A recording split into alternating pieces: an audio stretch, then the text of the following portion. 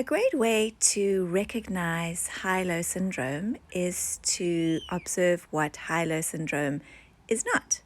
So you'll see here that this pony takes a little step forward with his left leg and he grazes, and he will take another step forward with his right leg and graze. So he keeps his head down and takes small steps forwards as he grazes.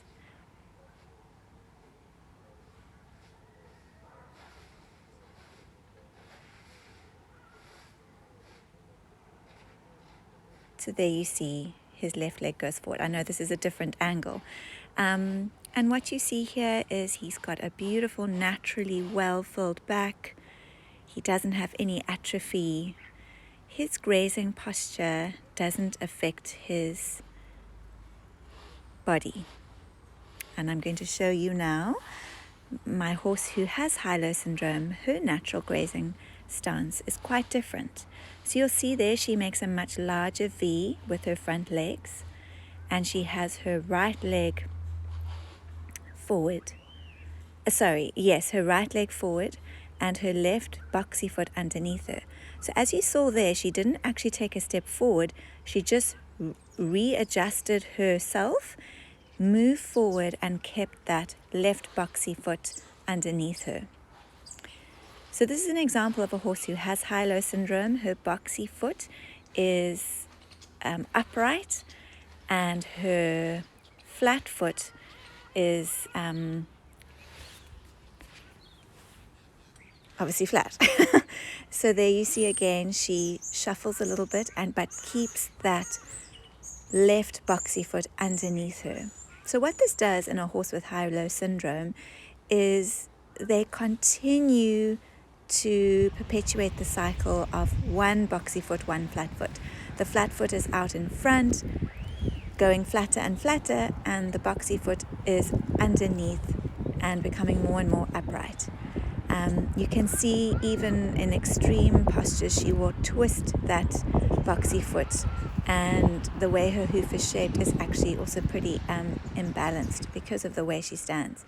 So this is just another view. You can see the horse closer to the camera. He doesn't have high-low syndrome, and you'll see how he grazes. He takes a little step with his right foot, continues to graze, and takes a little step with his left foot. That's a very natural way for a horse to graze.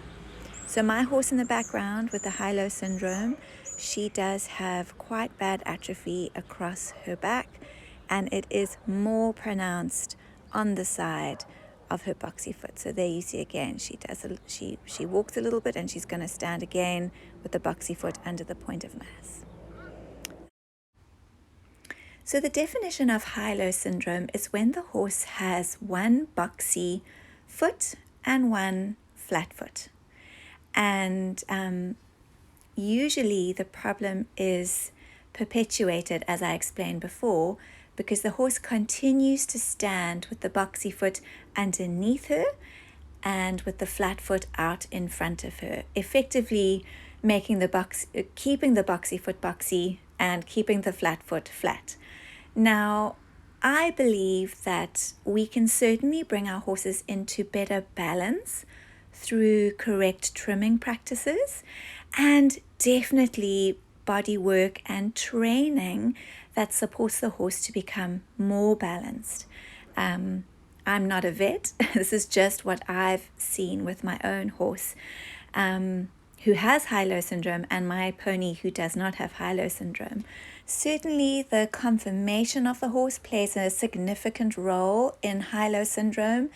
You'll see that Vari, she's a thoroughbred. She's not a particularly good doer, but she has these gorgeous long legs which make her very, very fast. But she does not have a long neck, so it is more difficult for her to graze with a smaller V stance. You'll also see the atrophy on this side is more pronounced than on the other side. Okay guys, I hope that helped. I will be posting more information on high-low syndrome and also trimming practices that we can do to bring our horses into better balance. I don't believe it's something that can be cured, especially when the horse has a habit, but let's see where the journey takes us. Vari and I will see you in the next video.